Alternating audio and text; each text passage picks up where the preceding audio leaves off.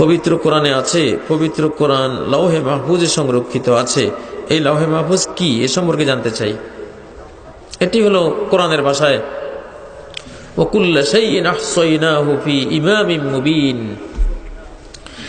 বিশ্বের সমস্ত কিছু আমি লিখে সংরক্ষণ করে রেখেছি এক সুস্পষ্ট মহাগ্রন্থে, অর্থাৎ লৌহে মাহফুজে। লৌহে মাহফুজটা কেমন এটা আমরা কেউ দেখি নাই, তবে লৌহে মাহফুজের ওই জিনিস, কোনো পাতা যদি ঝরে সেই ঝরার কথা ওখানে লেখা আছে।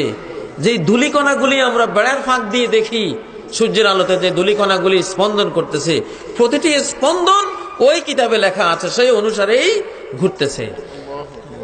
মানে মহাবিশ্বের সমস্ত কিছু আজকে যে এখানে ওয়াজ মাহফিল হবে এটাও লৌহে মাহফুজে লেখা আছে, সেই অনুসারেই এটা হয়েছে। আমি যে ওয়াজ করতে আসবো আজকে হরতাল অবরোধের ভিতর দিয়েও, এটাও ওখানে লেখা আছে। আপনারা তো শুনতে আসবেন, এখানে কয়টা পর্যন্ত শুনবেন, এগুলি সব সব ওখানে ওই কম্পিউটারে লেখা আছে। Super super computer. এমন কোন জিনিস এই মহাবিশ্বে নাই যেটা সেই লৌহে মাহফুজে লেখা নাই। সেই লৌহে মাহফুজে কোরআন লিপিবদ্ধ আছে। এই জন্য কোরআনকেও নষ্ট করলেও নষ্ট করার ক্ষমতা নাই, কারণ এটা তো আসল কোথায়, 7 আসমানের উপরে হলো আসল অফিস, কোরআনের অফিস। এটা এখানে নষ্ট করবে কেমনে?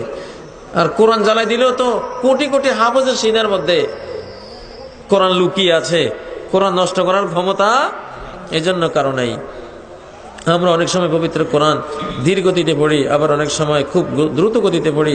এতে কি কোনো সমস্যা হবে? নামাজে পড়লে আস্তে পড়া, এটা হলো কোরআনের নির্দেশ। ওয়ারাত্তিলিল কুরআনা তারতিলা, এটা নামাজের প্রসঙ্গের আয়াত।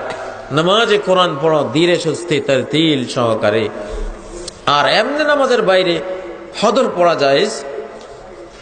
হদর মানে একটু দ্রুত, ঠিক মক্কার ইমাম সুদাইসি সাহেব যেভাবে পড়েন, কিছু হাফেজরা ইদানিংও পড়ে, ইদানিং অনেক হাফেজরা মোটামুটি খুব দ্রুত না। বাংলাদেশের হাফেজদের অতীত হাফেজদের মতো না, শুধু ইয়া আলামুন তা আলামুন ছাড়া কিচ্ছু বোঝা যায় না, ওই রকম না। এখনকার অনেক হাফেজে কিন্তু সুন্দর পড়েন, ঠিক মক্কার মদিনার স্টাইলে, যেটা এটা বৈধ আছে। এটা নামাজ, গায়রে নামাজ সবখানে পড়া যায়। আমি এই পর্যন্ত